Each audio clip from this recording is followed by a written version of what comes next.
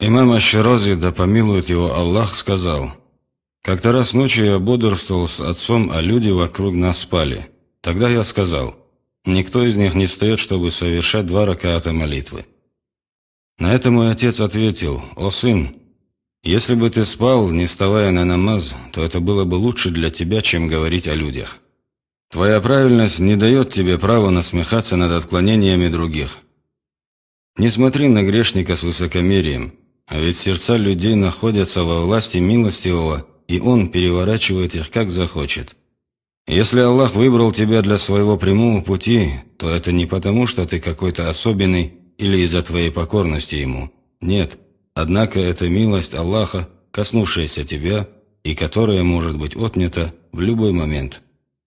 Поэтому не обольщайся своими деяниями и поклонением, и не смотри с пренебрежением на тех, кто сбился с пути Аллаха. Ведь если бы не эта милость Аллаха, то и ты был бы на их месте.